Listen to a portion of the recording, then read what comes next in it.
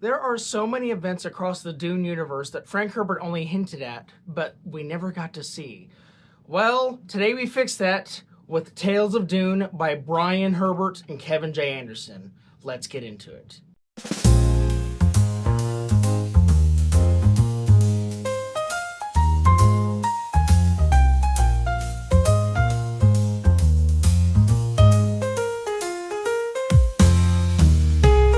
Welcome back to BG's Books. I'm Mr. BG, and today I will be reviewing Tales of Dune, or as the cover says, Dune Expanded Edition, by Brian Herbert and Kevin J. Anderson.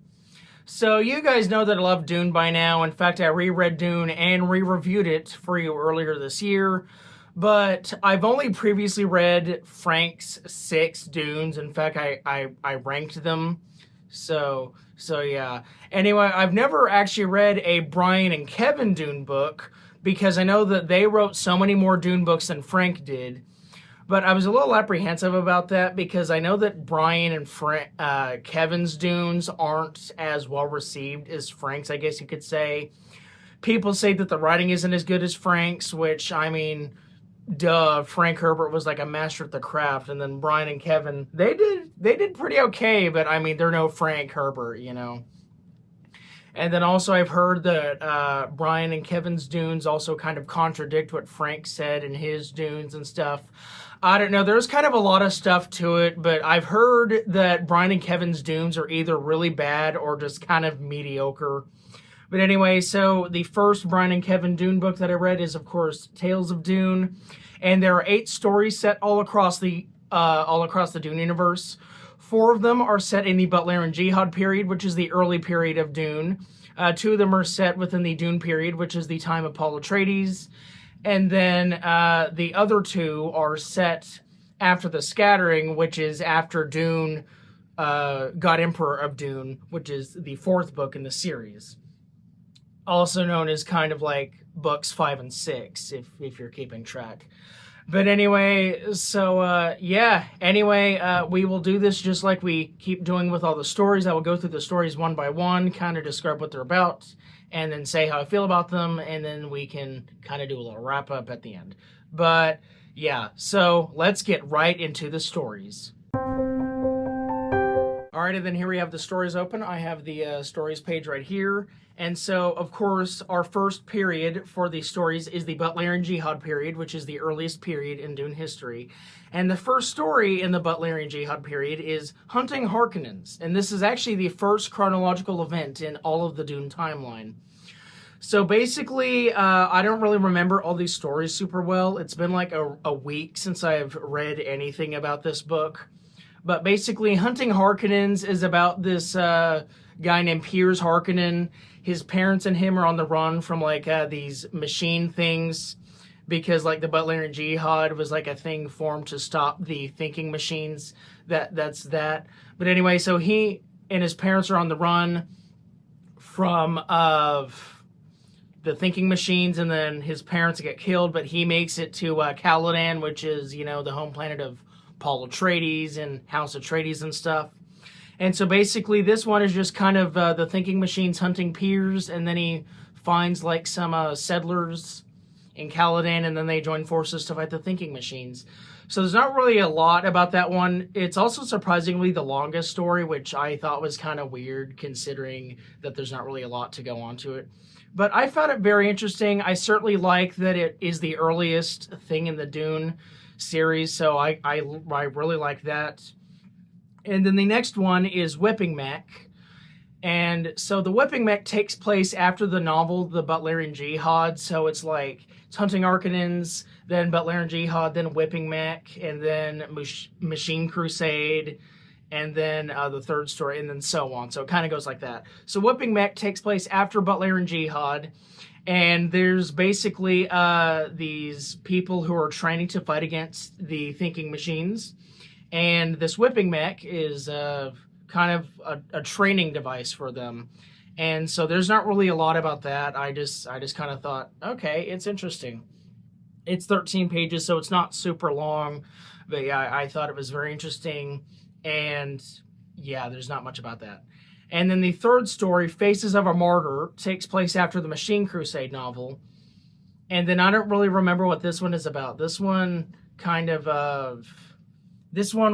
a little boring. It was a little slow. I don't really remember a lot about that stuff, but I remember finding it okay. I just don't really remember what it's actually about.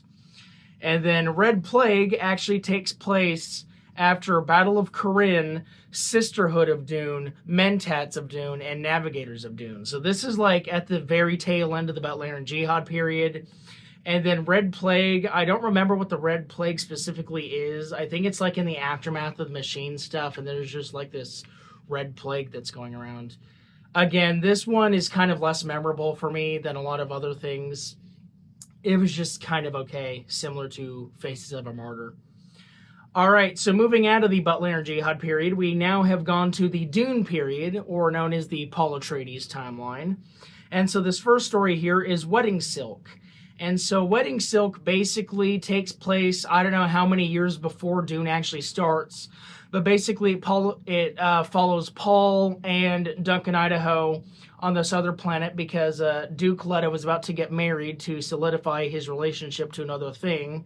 It's really complicated, and then to kind of bring a present for the wedding, they are trying to find this wedding silk. And so it's basically Paul and Duncan following these two tour guides around this planet that I can't remember, trying to find this wedding silk. This one isn't really as action heavy as you would think it would be. It's just kind of a fun little story about young Paul trying to find his father and his new bride a nice wedding gift for their wedding. So yeah, this one's just pretty fun. And then A Whisper of Caladan Seas. This is actually probably my favorite story, and I'm going to tell you why. So A Whisper of Caladan Seas takes place during the Harkonnen raid on House Atreides during the Battle of Arrakeen. You know, that's the one where Duke Leto dies, and then Paul and Jessica get kidnapped, but they kind of find their way out of that and then flee into the desert. It takes place during that. And it's basically these Atreides soldiers that are kind of trapped in this mountain. There's no way to get out. And so this very young Atreides, his uncle kind of has this thing called A Whisper of Caladan Seas, where he like tells him a story about the seas of Caladan. And so basically, while they're trapped in there, the uncle just kind of tells them the story, and then they kind of ease into death. In fact, when they are found the next morning, they have drowned. Keep in mind, Arrakis has little to no water at all, so the fact that you could drown on Arrakis is very questionable indeed. But yeah, I really liked A Whisper of Caladan Seas. It's probably my favorite story in here. And then now that we've moved out of the Dune period, we have After the Scattering, which, as I said, is like books 5 and 6 and so on. And so the first one we have is Sea Child. So basically, the Sea Child is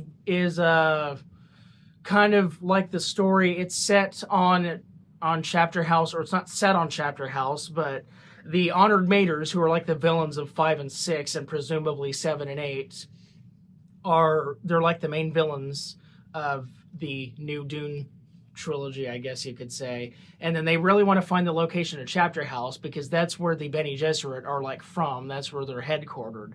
And so if the Honored Maters can find Chapter House, that'll really like deal a big blow to them. So anyway, basically this one Bene Gesserit woman, she finds a child that actually belongs to the sea. And so, yeah, that's kind of it. She basically just cares for it, but she's not exactly supposed to. And then, you know, things go from there. It was also a bit on the longer side. It's about, I don't know, like 18 pages or so. So it's a bit of a longer one, but it's all right. Most of these stories are just kind of forgettable. And then so the last one, Treasure in the Sand, I'm going to be honest, I completely forgot what that one's even about at all. There's just kind of like a treasure in the sand, I guess. So yeah, unfortunately that one was very forgettable. But overall, those are the end of the stories. But overall, I found Tales of Dune to just be kind of an okay story collection. It's not great, but it's not terrible either. So like I just said, Tales of Dune is a perfectly fine collection if you're getting into Dune. I'd still recommend reading Frank 6 first to kind of immerse you into the world. But if one of the first things you start with of Tales of Dune, I don't think it's a bad place to start. The only thing I will say is that is that the stories are either a little too long or they're just kind of really boring and forgettable. It's like the Dune period ones, I remember those perfectly. But the Butler and Jihad ones, it kind of depends on the story. And then the After the Scattering stories, those ones are kind of really forgettable. The only one I remembered from that one was the Seed Child, just because of kind of how out there it was. But then again, Dune is just very far out there in the first place. But yeah, like I said, Tales of Dune is just a perfectly fine collection. It's not anything to write home about, but it's not terrible like other people seem to say either. So yeah, overall, what is my opinion on Brian and Kevin's Dune books? Well, again, like I said, they're not Frank Herbert, and I don't think they try to be Frank Herbert. They're just trying to flesh out the universe that Frank started so long ago, and I think they're doing a pretty good job. I mean, they have like, I don't know, 17 or 18 novels of their own compared to Frank's 6. So they're definitely doing a lot of work expanding Frank's universe like he probably intended to do before he passed. In fact, Hunters of Dune and Sandworms of Dune are books 7 and 8, which Frank had planned as Dune 7. So yeah, I definitely think that Brian and Kevin are going about the right way to do this. I still haven't read enough of their stuff to say how they're disrespecting Frank or whatever. I don't know. So far the timeline lines up to me. I don't really understand like connected timelines that well, although I do try. I can tell you where some places are pointed, but yeah. Overall, I think it's just a fine collection. Nothing to write home about, but it's just solid. If you do like Dune, I think you'll enjoy it. But if you're looking for Frank's works, I think you'll be disappointed because they are definitely not Frank in terms of his writing, but I don't think they're trying to be. I think they're just trying to flesh out more of the Dune universe like Frank Herbert intended. So overall, just read Tales of Dune if you're already into Dune. Again, I'd recommend reading Frank 6 first and then kind of diving into the Brian and Kevin stuff. But yeah, for my first Brian and Kevin Dune book, it wasn't a bad place to start at all. But yeah, guys, that is the end of my review for Tales of Dune, or Dune Expanded Edition by Brian Herbert and Kevin J. Anderson. Please let me know if you guys enjoyed this. I am currently reading Sands of Dune, the other collection that Brian and Kevin have written. And then, of course, I intend to get into the rest of their Dune stuff at a later point. But for right now, after Sands of Dune, that's kind of it for me on Dune for a little bit. Stay tuned for the channel. I have a lot of exciting videos and other reviews coming up. But yeah, for my first Brian and Kevin Dune book, it wasn't too bad. Just a little forgettable at times. But anyway, yeah, like I said, I hope you guys enjoyed this video. Please make sure to like, comment, and subscribe if you have not already. I'm getting very close to 400 subscribers, so I would love it if you guys would help me reach that by the end of the year. But anyway, I've been Mr. BG. This has been BG's Books, and I will see you guys in the next. Imagine Caladan. Oh. Do you I feel very soothing.